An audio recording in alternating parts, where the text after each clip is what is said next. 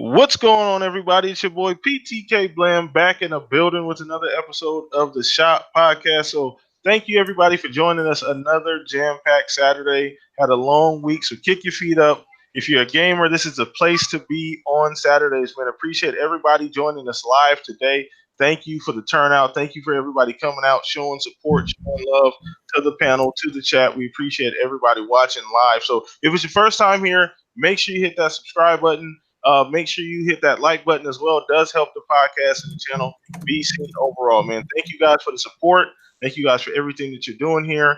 So let's go ahead and just dive in to some of the top. No, actually, now we're going to go ahead and introduce everybody here. So we're going to start with our guest of the hour, man, Boomstick, man. Go ahead and give yourself a shout out, buddy.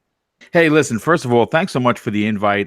Great panel so far. I think it's going to be a fantastic show. I want to say hello to the chat. I see a lot of familiar faces in there. Welcome. Again, hit that like button, show the love, share this on social media so more people can tune in to this awesome show. And let's get this started, dude. Let's get it started. Thank you for showing up, man. I appreciate the love and support, man. Boom is a fantastic guy. I make sure I left his channel link in the description below. So if you're not subscribe to him or follow him, please go do that as a favor to me, man. He has great content, so you will not be dissatisfied. You will leave the channel with your mind blown. I guarantee it for sure. So go check out Boom. So we're going to go ahead and move on to our other guest. Now, this man is kind of a returning guest. He's been on here like almost, 2 weeks in a row now, I think, at this point. But he's a very, very good friend of mine, an amazing streamer, does a lot for the community. His information for Mixer will be down in the description below. Go drop some embers on him, please, man. Go follow his streams and what he's doing. He's always helping out the community. Go ahead and give yourself a shout out, Stagger. Damn, I wasn't even going to mention the embers, but thank you for that.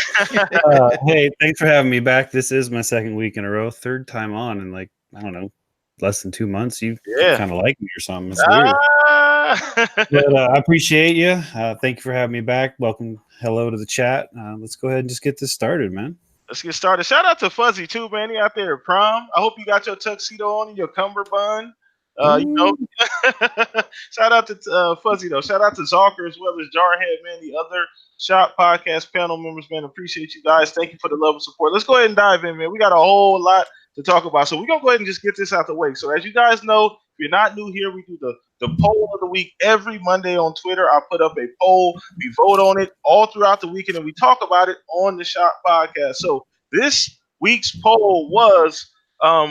What game feature would you rather have developers focus on next year? And we have 4 options. We have larger worlds, faster load times, realistic graphics, and other. So, surprising to me, realistic graphics actually won the poll. So 32% of the people voted realistic graphics, but I want to get you two guys' opinion as well as everybody in the chat on that poll. Which one of those options would you pick and why? So we're going to start with you, Boom, since you're the guest of honor, man. What of those options would you pick and why for next generation? You know, I would have originally went with Bigger Worlds. That would have been my first choice. And then thinking about it and saying, you know, The Witcher 3, I never finished because it was extremely overwhelming. Like, I like big worlds. I like a lot of things to do, but something with The Witcher, I felt choked trying to get to everything. So I'm going to say that with these new systems coming out, supposedly in 2020, I would like to see more realistic graphics. I would like to see the polygon counts and the animation in these characters that they're building. I mean, listen, you look at what Sony has done with their first party last year with like God of War, and you looked at Detroit Become Human. I mean, those graphics were incredible. And then you look at what we're gonna get this year as Xbox fans with Gears 5. It seems like they're really kind of just letting all the stops go. So that's what I would go with. I'd go with more realistic graphics. Okay, that's actually surprising. Now you're right about that. I like the anecdote about The Witcher. It was so massive that even the DLC was gigantic. The DLC was bigger than most other games, and it was just DLC. So it was pretty daunting, and I do understand from that perspective.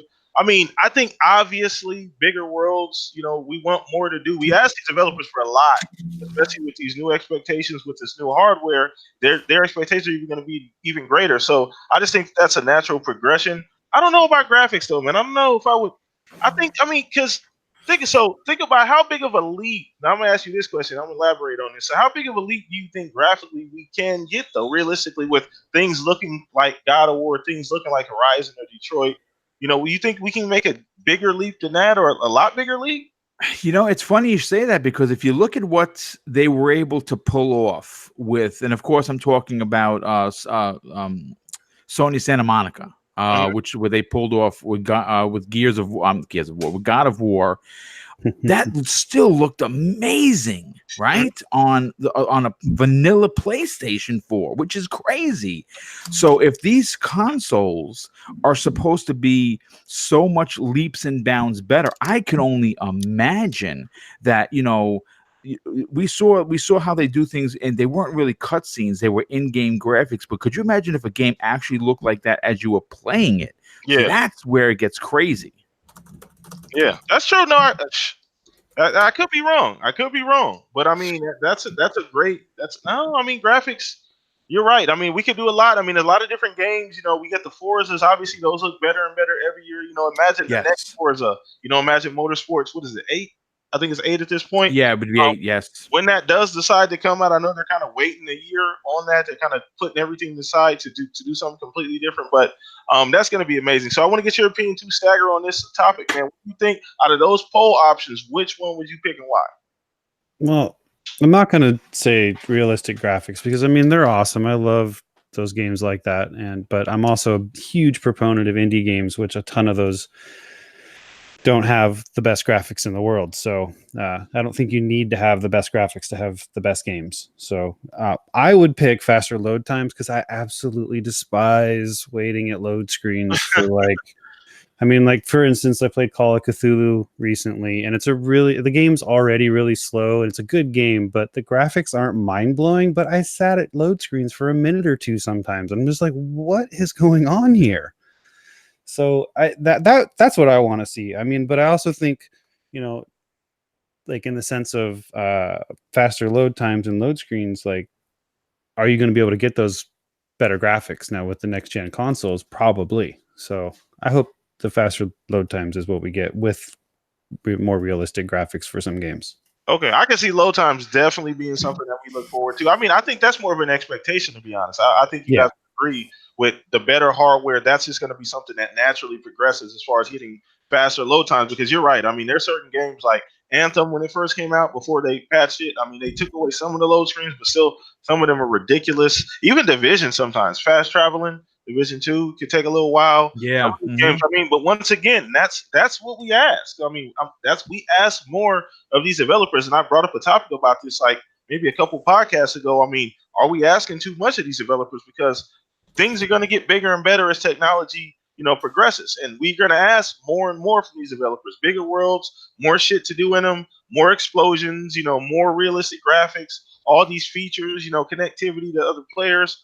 And that's just I think those things are going to naturally progress. So faster load times, obviously, I think that would be a great one too. I highly, highly agree with that one. So let us know, chat, what you guys think about the poll, man. You can still, or actually it's closed, so you can still go vote, but make sure you vote on the next poll, which is going to be on Monday. So early in the morning, be there, be square, follow your boy on Twitter for the next poll. So we're going to go ahead and just keep this thing moving, man. We got a lot to unpack and a couple special things to talk about. So the next one is going to be Ubisoft, man. So I don't know if you guys agree with me, Boom, and I kind of want you to elaborate on this. I think Ubisoft is probably a top 2, top 3 developer this generation. Oh yeah, I'm going to immediately agree with you. Not this week, but last episode 51 of Breakfast with Boom, I did a huge Ubisoft topic regarding how incredible of a developer, in my opinion. Again, this is my opinion on it. They are the developer to beat this generation. If you look at what they did, they brought, they gave us a ton of new IPs, and on top of that, they're one of the few developers that go out of their way and seriously take in what the customer is talking about. The gamer, the people that buy their games. You look at just look at what they've done. You take the Division 1. Now, a lot of people will say that was a fail for them, and I don't think it was. They kept grinding, and they finally got out, the patch 8.1, which opened up the entire West Side Highway, which free DLC. Right? You look at how Rainbow Six Siege launched. It launched in a mess. Now it's one of the most. First of all, they're in the 5th or 6th season of that. It's one of the most played multiplayer games on Xbox. You look at what they did with For Honor, another game that they could have just let die, and it's still getting updated content on a regular basis.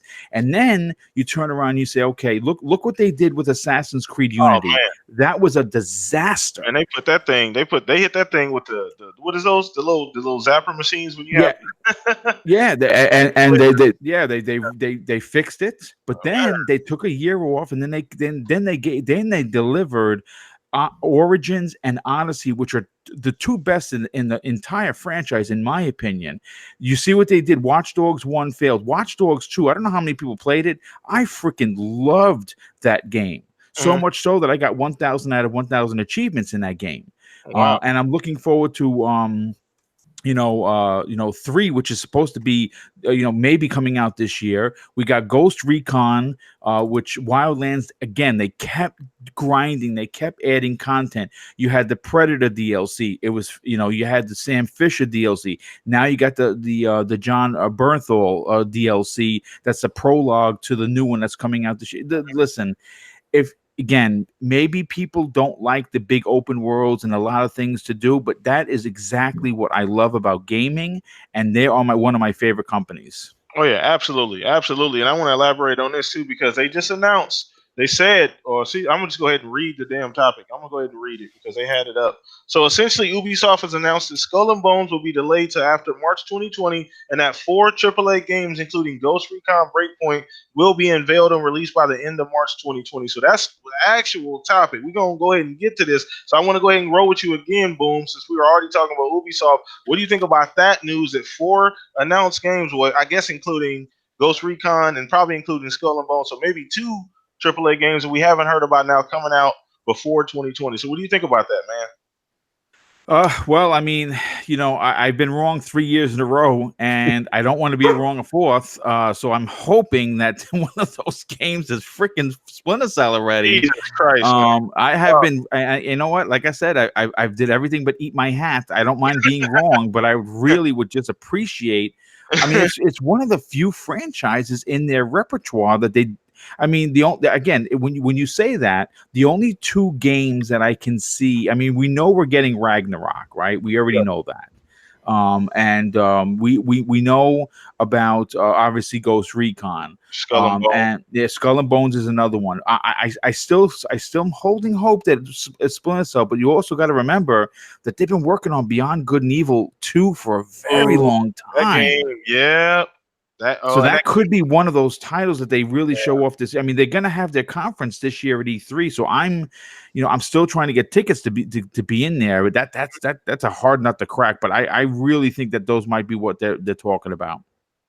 Man, I completely forgot about Beyond Good and Evil 2, man. That game, that concept. Yeah. So shout out to Fuzzy, man. I know you watching live right now, Fuzzy. He's a big proponent of that game, man. That game's concept looks amazing, man. Like it's like I don't know, man. It's ridiculous. Did they already announce that though?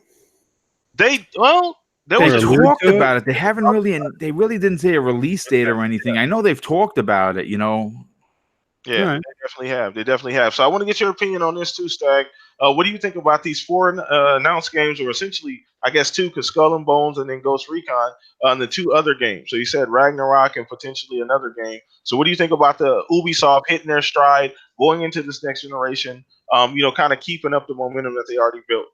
Well, I think they make great games. Obviously, I'm a huge proponent of the Ghost Recon games. I've always loved those. I'm a little concerned about the direction it's taking for me personally, but it still looks amazing. Yeah, Watch Dogs 3, I see in the chats talking about that. Honestly, what I want to see that they haven't had since 2010 is a Prince of Persia game. Dude, that's an OG right there. Good one. I've been playing it backwards compatible. The last one they made, because they made it backwards compatible, and it's the time when you were winding. Yeah. I wouldn't even mind seeing like another Rayman game because those are a ton of fun. I don't know if that really goes into AAA, but like it's one of their flagship games, so it would be great to see one of those.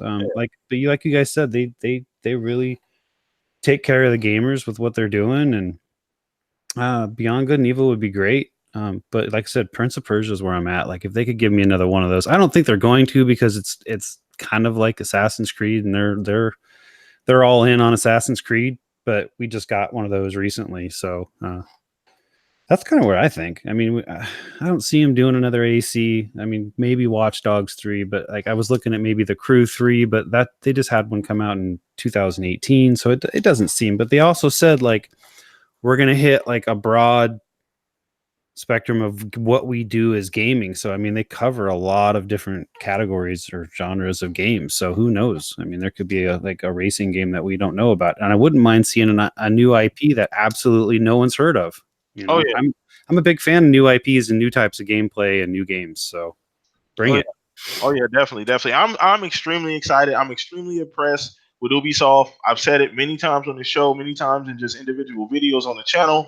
Ubisoft has been extremely consistent. They hit the defib, man, on Assassin's Creed and turned that bad boy around, man. They had a quick U-turn. You know, it was extremely impressive what they've been able to achieve with the games, the consistency, the support. I mean, Boom just highlighted. You know, Rainbow Six was dead in the water. It was DOA. The game was POA at that point, and that game, like you said, turned around to be one of the most played games, even competitively up until this day. Has a huge following. It's just so many games. It's just so consistent, and I'm super proud of them. So I don't give a damn what they put out. It could be Prince of Persia, it could be Rayman. I don't care what it is. I just know it's going to be good. And I'm really, really excited to see what they're going to be. I think they're going to have one of the better shows.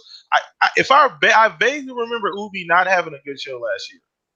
I don't know. I don't know if you guys remember, but I vaguely remember the show being a little bit like not. So I can't remember exactly what they showed, but I don't think it showed that well. But either way, man, I'm extremely excited this year what we're gonna see from them. So let's go ahead and move on to the next topic. So we saved the last two big ones for the bulk of the show because I know we're gonna dive deep on these two. So first one is gonna be Sony and Xbox, man. The news of the week. Sony essentially signed up to use the Azure service for furthering their cloud needs, their cloud gaming needs. What that means, not entirely sure, but Azure is gonna pretty much be the entire infrastructure, pretty much be the skeleton of what they're gonna be doing over there in the future as far as the cloud goes at Sony. So I know, Boom, I know you were probably caught off guard by this. I don't think any of us saw this coming. None of us even knew this was even happening. So when you heard about it, what was your immediate reaction, Boom? And what do you think going forward now that you had a couple of days to let it marinate and think about it?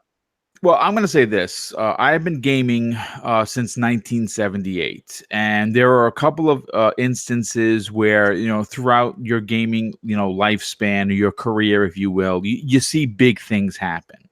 You look back at like when you first saw Metal Gear Solid running on a PlayStation, you were like, "Holy shit, this is ridiculous." You look back at when you played Halo, but when you talk about substantial gaming news, I don't think anybody in their right mind, any expert, any analyst, any gamer could have ever thought that there was going to be a partnership between both Microsoft and Sony. I mean, they're obviously competitors, but the one thing, the one thing that I have to say that I'm very disappointed about is the way some of the very horrible, toxic community that unfortunately does wreak its ugly head for the Sony brand. And I'm not saying that Microsoft and Nintendo don't have those communities, because they do have them too. But the most vocal, nasty part of the PlayStation community does get highlighted more often than not. And you immediately seeing the damage controlling and the nonsense that they were trying to spread. First of all, if you're a PlayStation dude or gal and this is your console of choice, you should be cheering in the aisles that this is happening. Simply because Sony has admitted that they were not ready for this part of the technology moving into the next generation, and they wanted to, they have already provided a very strong console with very strong sales and a great first party. They obviously had shortcoming in their technology department, and admitting that is a big deal. I don't think anyone has given them credit for coming out and saying, yeah, you know what? We see what Microsoft is doing. They are the leaders in this. So that's why we're going to go and have the Azure servers working with them. This is a two-way street. Both companies, both fan bases are going to benefit from this. First of all, you're going to have the Sony fan base benefiting from the Azure service because they are the best in the world. That's a proven fact. Oh yeah, we've had the luxury of kind of hanging out on those servers for a while. Yes, that is correct. And then in turn, the revenue that's going to be coming in from this partnership is going to allow Microsoft to heavily invest into the brand, meaning more first-party studios that could be potentially purchased, and possibly making more triple or quadruple A studios like the Initiative. So this is a win-win for everyone. Oh yeah, absolutely. And you know what? On the back end, there's another thing we're forgetting about this, and I know somebody just mentioned it in the chat. Crossplay is going to be huge. You got these third-party games. Yes. Remember what the biggest issue was maybe 6 to 8 months ago? Nintendo, Xbox tweeting out pictures, holding hands, all kind of crazy shit, right? And Sony was not part of the party. They were not part of that movement at all. They did make some move. Fortnite was a big kind of they were a huge reason as to why Sony decided to open that up. But it just makes the technology side of things that much easier when you're on the same servers. That crossplay will happen a lot much more efficient and without a lot less fuss now, because you're on the same servers essentially. We're already in the same place. Yes, I agree. So, think about the options. All these proponents and people, rah-rah saying, hey, everything should be on everything. Why are you guys not on Twitter? I'd be having a fucking parade right now. So I don't know. I just want to address the Xbox Junkie 75 in the chat. He says Azure is part of the cloud service business, not the Xbox division. I listen, dude, I don't know the inner workings, but I'm going to say I think you're wrong. And the reason why I say that is because xCloud is going to be using the Azure service, which is, of course, part of the Xbox, division. So even though Azure is maybe not Xbox and Xbox is not Azure, the revenue that's going to be coming in from this deal is going to open up more revenue spending for everyone, for all of their divisions. But you have to understand, Microsoft is in a very unique position. They've gotten very serious about getting their first party division. Any extra influx of money, whether that comes from Xbox Live Gold, whether that comes from digital sales, Game Pass, this deal with Sony, it's good. That revenue is going to be used to better their gaming division. I mean, again, I could be wrong, but I don't think I am. Hey, that's a great point, man. That's what we're here for. We're here for the back and forth. We're here for, difference in opinions, man. But that's not it. You guys both got a great point. Shout out to Junkie, man, for hanging out with us today. Shout out to Boom, man. You always bringing that good content to the show, man, and a good back and forth, man. But yeah, so this is amazing. This is amazing. And I know, Stag, I know you've been sitting on this, man. So what do you think about it, man? I know you got a lot to say. I don't know if I have a lot to say, but I agree with Boom, and I agree a little bit with Xbox Junkie. I believe it definitely goes beyond just gaming, if that's even the foremost thought of why they made this deal. Like, you're going to get definitely the cloud-based stuff, but I mean, like, there's semiconductors coming the other way for like developing new image sensors. It's going to target, it's like enterprise, not gaming, Sony's always been a device company. Like the good hardware makers. Laptops, tablets, TVs, etc. Microsoft, on the other hand, what do they do really, really, really well? Software. Like, except for the constant updates on my laptop. But, and that's always been their mission, to run most of the software. I mean, I was talking with a buddy earlier today, like, IBM, Apple, not Apple, but the original computer companies, IBM, HP, etc. They didn't have a universal software, and Microsoft came in and said, "Hey, run our stuff," and that's kind of what I feel is going on here. Like, hey, we have this really cool thing over here. You should come use it. And that's like your point of it's going to create more revenue for them to put out into more Microsoft products, which Xbox is technically under the Microsoft umbrella. So it would affect that, to Xbox point of not being a gaming thing. Like, what is the percentage of like the worldwide computers that are already using a Microsoft product? This just adds to that, right?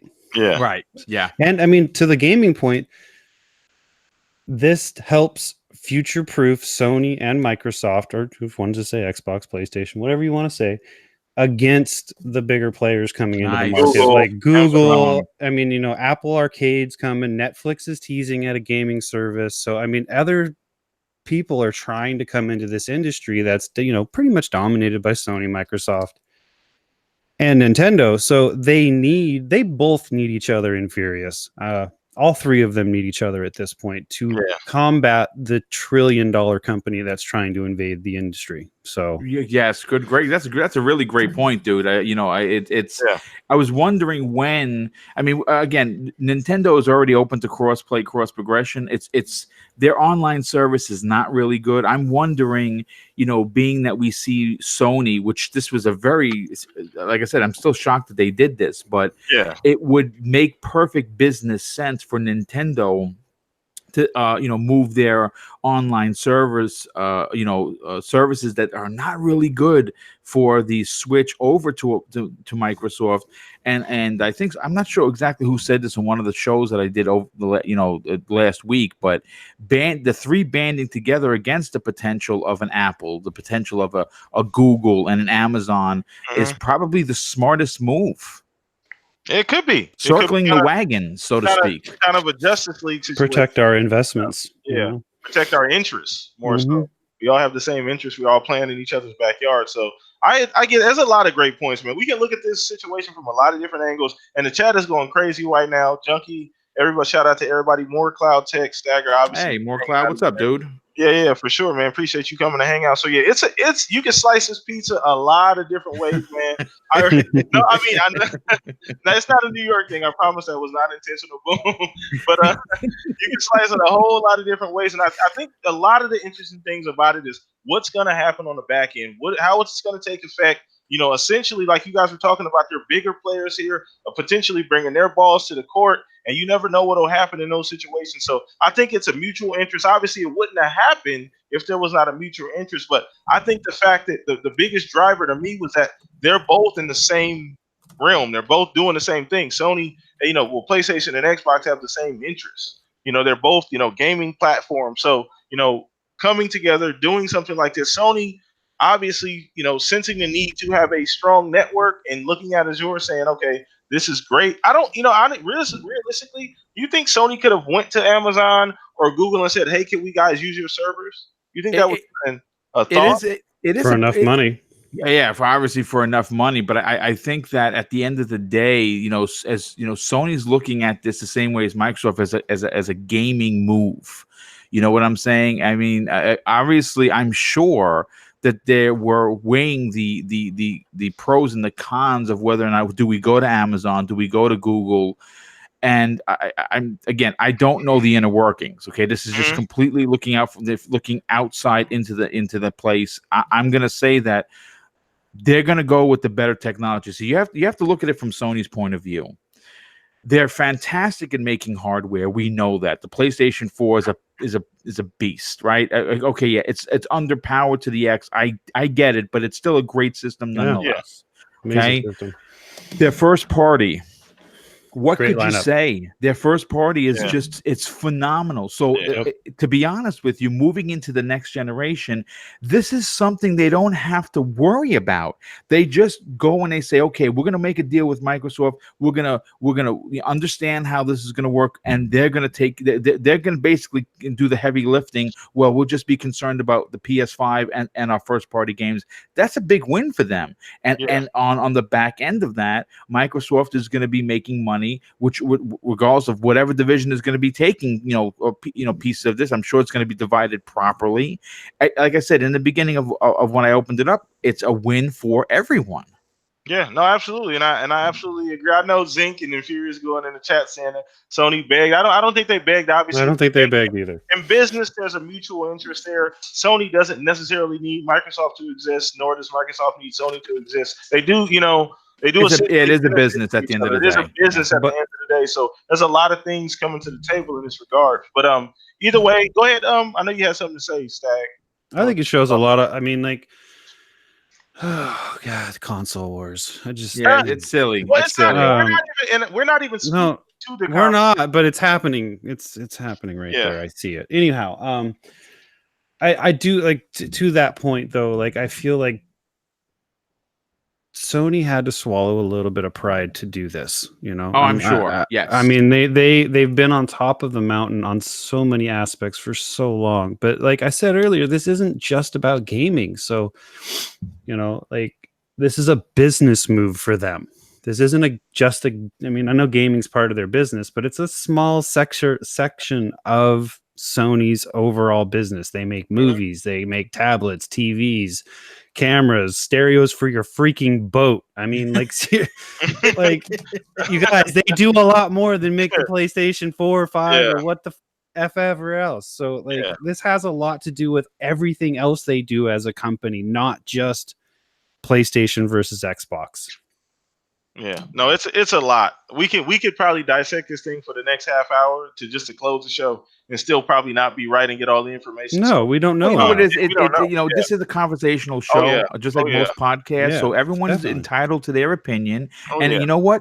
It's great that we don't agree. Wouldn't it be a boring show if everyone's like, "Yep, I agree. Yep, I agree." You are right. Carry on. Right. Very robotic. Maybe like a Mark Zuckerberg interview. I have never breathed air. Yeah, super robotic, super plain. No, but I feel you on that. But it's a fun topic. It's something that none of us saw coming. No one. I don't think anyone did. Honestly, something like this to go down behind the scenes. It was hush hush. That's the most amazing part to me. That this wasn't leaked at all by anybody, not even close. This huge of a deal. Usually, you hear there's an email somewhere or a text message. It was probably a very, very small circle, and not only was it a small circle, but something like this, it doesn't just happen quickly. Oh yeah, they've been working on this for quite some time. Yeah, I would assume so as well. It's definitely not something that you open up a whole lot when you open up entire infrastructure to your direct competitor. You know what I'm saying? So I think it's a great idea. I think both are going to benefit from this. It's making the gaming. We've never seen anything. We're in like the new golden age. We do this nostalgia stuff, and we get wrapped up in all these new, these mini consoles, not the PlayStation one, but the other good ones. But we get wrapped up in all these other things, and we're in a great age right now, gaming. It's a lot going on. We're really excited about the new consoles. We don't know what we're getting. We're just super, super excited. And then something like this comes along and throws a monkey wrench at everything we thought could happen. And it's just amazing. I'm excited. I know Boom, so fucking hyped, man.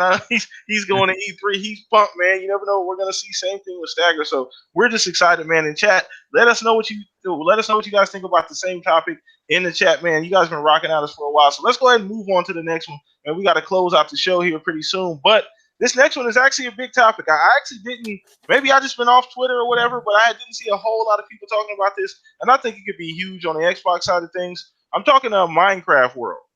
Okay, now the idea that Minecraft is Earth. Sorry, Minecraft Earth. I apologize, Earth. But essentially, the idea that this idea that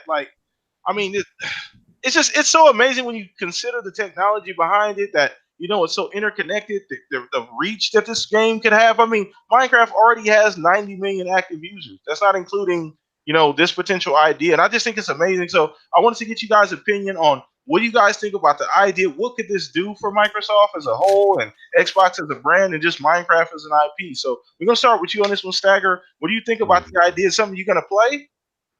I mean,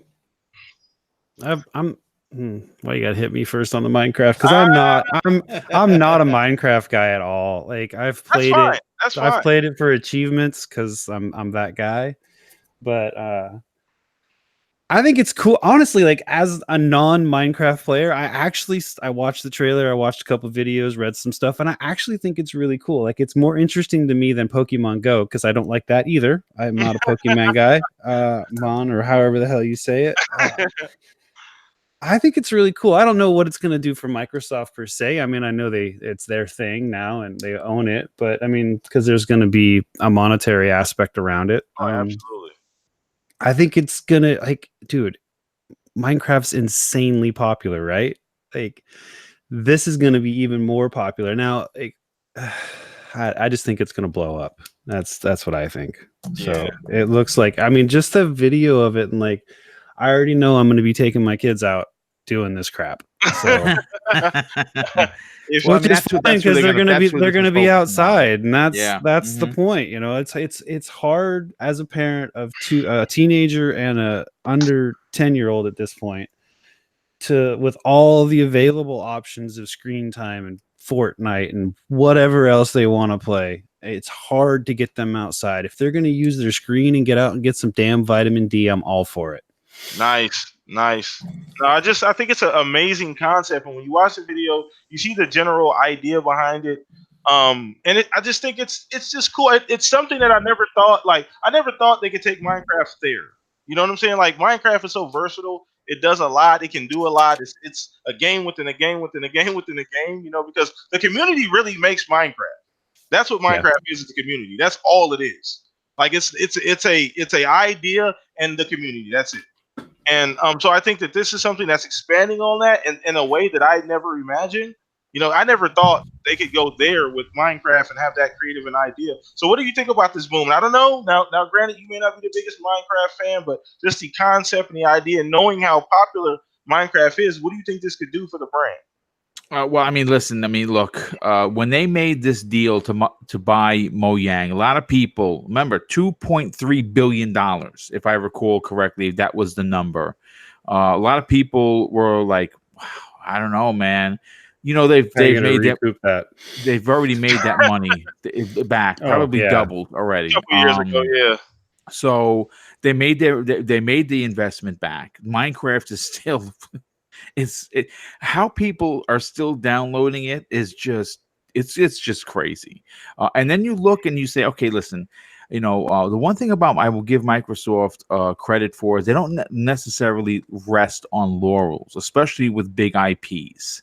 And Minecraft is a big IP. It's a money-making IP. And to be fair, the game is a little long in the tooth. You know what I'm saying? You know, with skins. Yeah, all the different skins are great, but it's still Minecraft. This is a real interesting take on a franchise that it's a widely known. You know, when you talk about Pokemon and you talk about the Pokemon Go phenomenon that happened a couple of years ago, you know, Pokemon is a very, very well known franchise. Well, guess what? So is Minecraft. You know what I'm saying? I mean, they played in school. I mean, Minecraft is in schools to help people. You know, to help the kids with their imagination, to help building skills, social skills. So it's used in the classroom. And now you're going to have an opportunity where you're going to be able to go outside and do things with Minecraft the same way you did with Pokemon Go. I think this is going to be a big deal, dude. Yeah, it just opens up so many. And let's be honest, boom. Did you think they could have? Did you see it go in this direction as far as the AR, as far as the you know the? Did you even see it go in that direction as far as just the? No, not at all. I would have never guessed that they would. I mean, again, you know, they do have their you know smart glass technology, you know, with the HoloLens, right? But we know that's really just for business. I honestly would have never thought Minecraft could have been done the way Pokemon Go has been done. To be honest.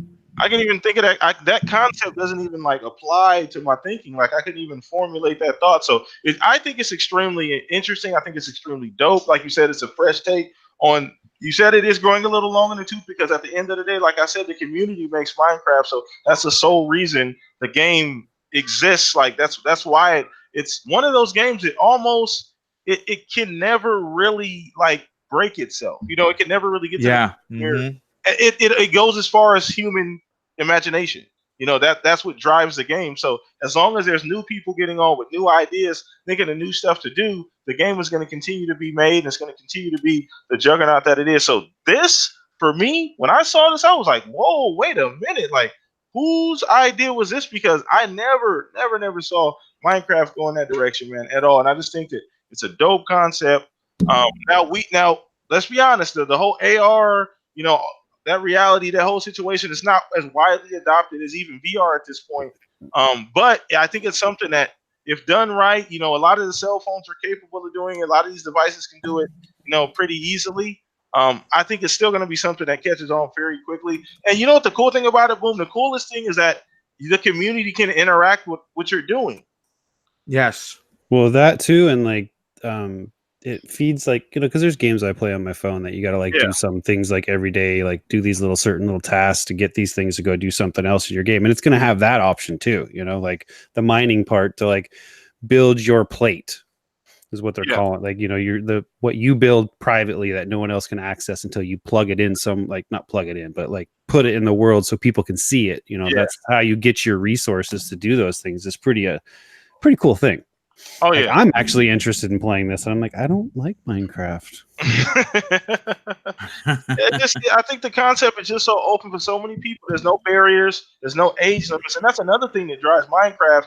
It's for everybody. It does a little bit for everybody from 2, 3, 4-year-olds all the way up to 60, 70, 80-year-old grandmas and grandpas playing a game. It just offers so much in the gaming landscape. So I know I'm gonna get it. I just put in the chat, who's gonna be downloading and who's gonna be playing it. I'm definitely trying it out. I have no shame in my game. I'm sure Boom is probably gonna test it out. I definitely try it. I think you have to at least. I mean, listen, I'm not a Minecraft dude, but I'd be honest with you, I'm gonna at least give it a shot. Well, it's something new and fresh and different. Yes. I'm a big fan of those things. Like, you show me something I haven't done before, I'm gonna try it. Well, gaming related. Let me be clear here. That could have went left. That could have went so many ways in chat with my people. Yeah, that could have went left. But either way, nevertheless, we're gonna keep this thing moving. So time to open up the chat for questions. So go ahead and drop your questions in the chat right now. We got two amazing guys here talking about games, Boomstick as well as Stagman. We appreciate both you guys being on the show. We're gonna go ahead and drop some questions in there right now for these two gentlemen, man. Cool. So we can go ahead and wrap this thing up, man. We're gonna take a few questions. We got about 15 good minutes left of the show, and we're gonna go ahead and just keep it flowing here, man. But I appreciate everybody. Let me go ahead and give some quick shout outs. The Indie Gamer, Shinso, Shonsu, Mod of the Year out there, More Cloud Tech USA, Zinc, obviously Stagger lurking in the chat. I do that. Got to keep an eye on Stag in the chat, man.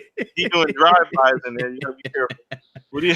Either way, Caleb, I know I see you over there too. Double Barrel, you over there lurking too. I try to interact as much as I can. Oh yeah, man. We appreciate it, man. We appreciate it. Now, but go ahead and drop some questions in the chat for these fellas, man. And so, Shonsu has one right now. So let's go ahead and get started. So he said, what is your favorite gaming genre and favorite game within that genre? So we're going to go ahead and start with you, Boom. Favorite gaming genre and then favorite game within that genre. For me, it's the open world action RPG. And who does it best? Of course, we talked about that, Ubisoft. My favorite game so far in this generation has been all Ubisoft titles, but the one that I have over 200 hours in and still am playing like a crack fiend, if you will, is Assassin's Creed Odyssey. I just started the Atlantis DLC, and if you follow me on Twitter, you see I'm putting up videos on a regular basis. I cannot believe how gorgeous that game looks. And I have almost every achievement in that game, and I'm not sorry of 1 hour that I spent playing it. Oh yeah, so shout out to Zalker, not on the show today, but shout out to Zalker, man. He's a huge advocate. Yeah, we talk all the time. That was his game of the year. Mine too. Sure. So shout out to him, man. He's a huge advocate as well as Boom, man. So so great. Okay, cool. So Stag, it's on you, man. Then I guess I'll follow up behind you. I mean, I play pretty much everything, but my longtime bread and butter has been FPSs. Nice. And in that would be if you look at my recent Twitter posts, it would be Halo, and a very close second would be Gears of War. Okay. And then Borderlands. Those are my top 3, to be honest with you. But right now, I can't stop playing that Rage 2. Oh my god, so good! I was playing right before we went live. Oh my god, so good! It's so freaking. It's feeding every like trigger for me right now when it comes to a first-person shooter. So, but Halo always, all of them except for ODST. But that's besides the point. Hey. Anyway, we'll talk. I played it too many times, but yeah, I'm a huge first-person shooter fan. I've grown into liking more, like I'd say simulation management, kind of like City Skylines. Huge fan of that game. So, but yeah, I'd say first-person shooters. Okay. So, so me. Man, I got a lot. I mean, mine would probably be right along the lines of what Boom was talking about, that open world action RPG. It's kind of a hybrid. You know, you got your Destinies, your Anthems, obviously your Divisions, you know, those types of games. You know, my big thing is I'm actually a huge co-op guy. I'm like, Yeah. I love co-op. I love being able to run through missions, run through So levels, much fun. bosses, side missions with other people. You know, whether it be just one person. Yeah, that's the funnest time I actually have on Xbox or just any system, is when I'm running through a mission with another player or another guy or girl, whatever the case may be. Like, me and my wife play a lot. You know, we play a lot of games together. So I think that's the big thing for me. So I think, you know, obviously I think Destiny probably, you know, was the one that started it for me this generation.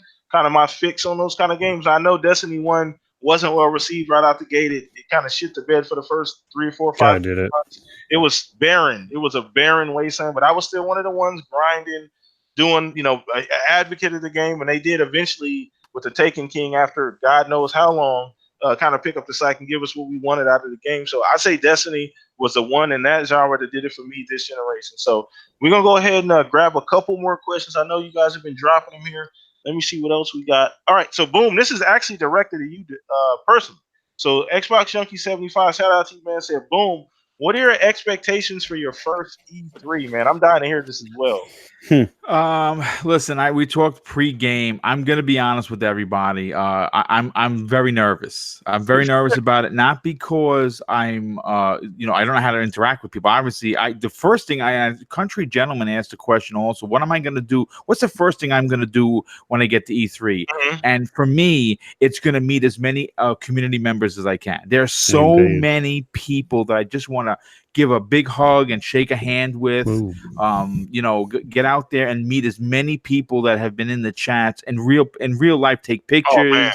That's what I really want to do.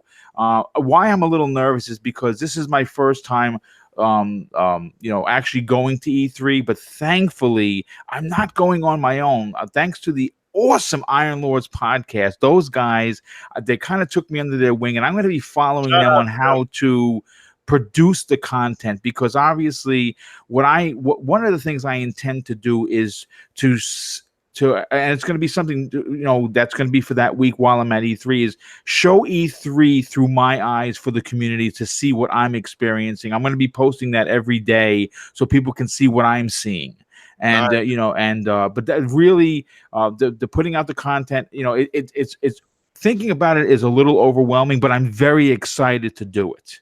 Nice, and I know it's a long time coming for you, man. You're one of the best dudes in the community. Thanks, dude. I appreciate it. But everybody here watching this follow you, man. You well deserved. Stag is also going, so I'm gonna go ahead and just mirror that question for you as well, Stag.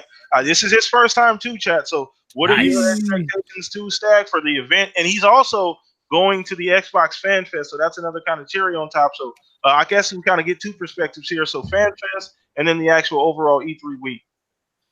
You know, like so I got a group of guys that, you know, I know that are going, and we're all going to hang out and stuff. And a lot of them are just like super hyped about standing in line for things and playing games and getting swag and doing all that stuff. And they're like, "Where's your hype, dude? Where's your hype?" And I'm like, "Dude, I'm just like happy to see you guys and like meet some people and like get to know and like sit back and watch all you guys clamor for things." I mean, I'm honestly going for the people watching and to have some good times. Like, I'm excited but I'm like restrained in that aspect of like, okay, I gotta reel it in. Like everybody around me is super freaking insane right now, so one of us has to keep our sanity about it. But yeah, you like the non-alcoholic friend at the bar, huh? no, I'm gonna drink, just not too much because I reeled that shit in too. But No, like, not literal. I just meant in that particular situation.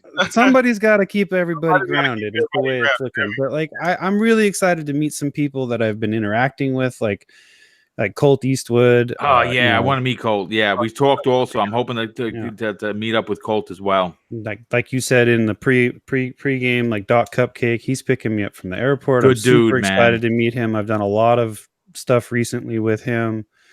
My really good friend Mark J. Pones. Just like I'm just really excited to just meet people that I've been interacting with for the last 9 months. That's the part that I'm excited about. The rest of the shit, cool, great. I could read about it right after it happens. I don't need to be at the event for that, but to see all of these people that a bunch of us interact with, in our chats, in our streams, or in our YouTube videos, or whatever content we're providing, to actually put a face to the voice, to the chat, to the whatever, that's what's important to me. So oh yeah, absolutely, man. I'm super hyped, man, and I'm so happy for you guys. Next year it's on my bucket list to go. So hopefully, next year I'll be there with you guys and seeing everybody and experiencing that for myself as well, because that's definitely on my bucket list. As a big Xbox fan, is definitely something that I want to do.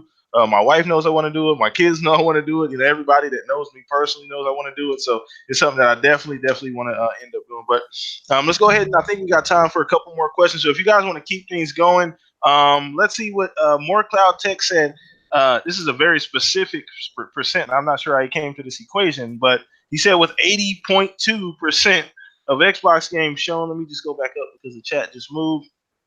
Yeah. So with 80.2% of Xbox games that were revealed from last year's E3 and XO already released, from Forza Horizon 4 to Void Bastards, what new game announcements will MS represent at the stage?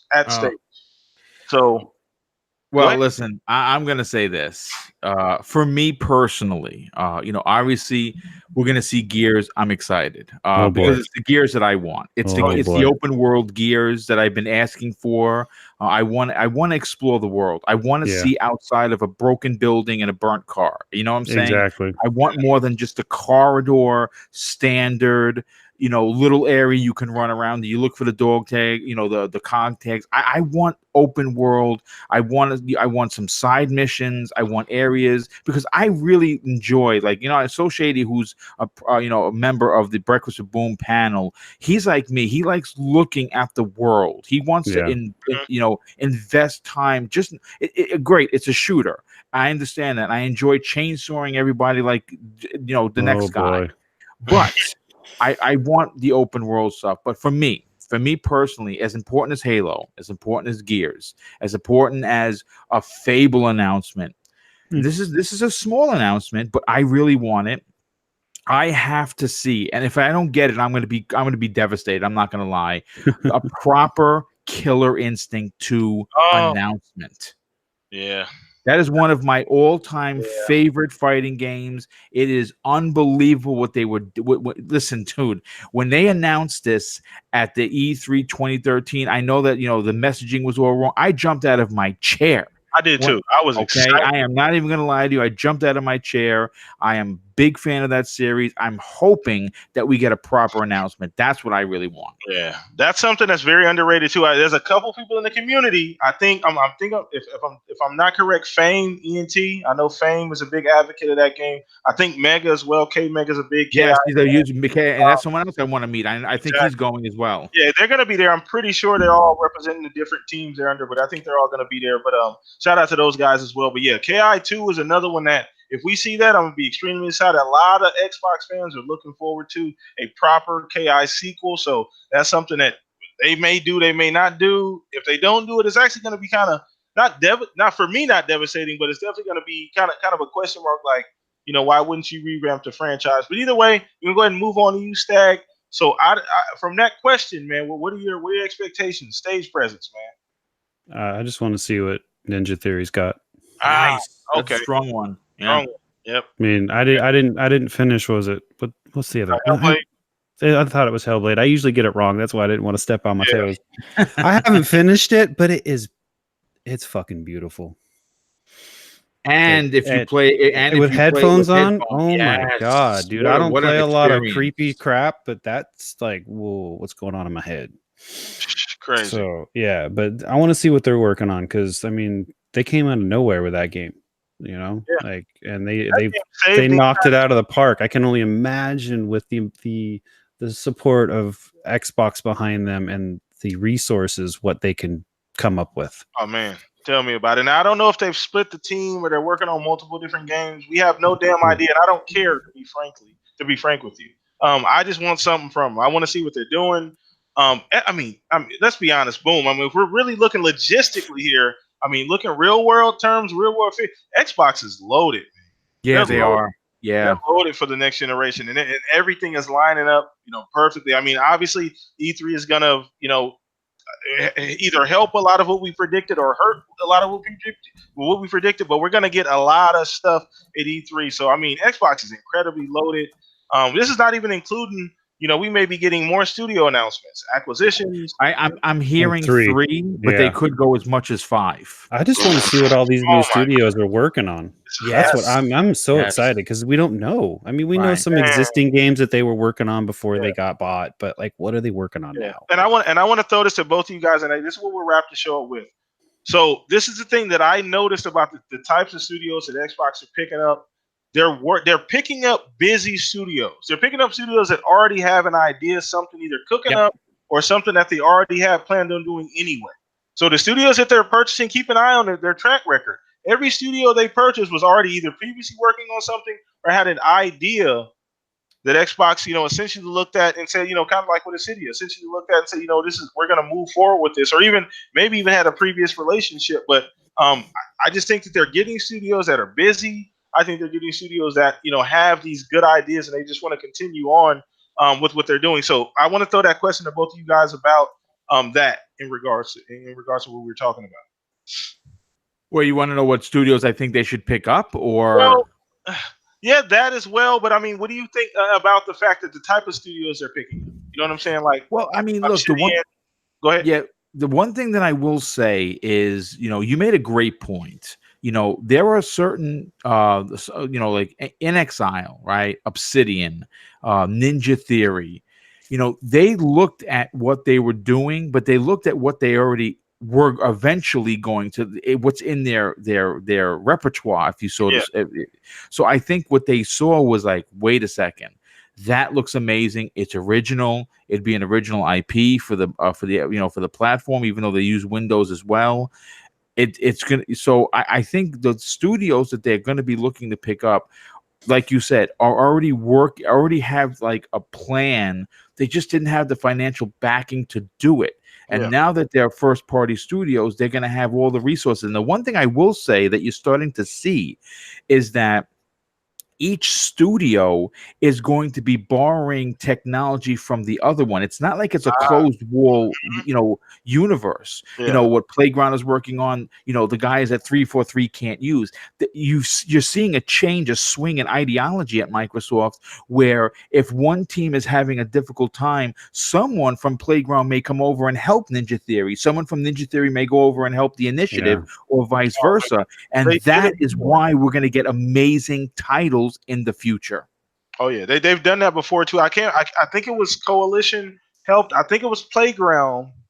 Coalition helped. I think it was Forza Horizon, either 3 or 4. They helped them. I can't remember into regards to the capacity they helped them, but they did collaborate on a particular part of Forza Horizon. I can't remember if it was 3 or 4, but I did read that somewhere. So Stag, what do you think, man, about what the type of studios they're getting, as well as what we're going to see from those studios? I think Boom nailed it, to be honest with you. Like, I don't like. I don't have an opinion. I know I have one, but I'm not. I'm like literally drawing a blank right at this moment. Yeah. It's great, dead air. Woohoo!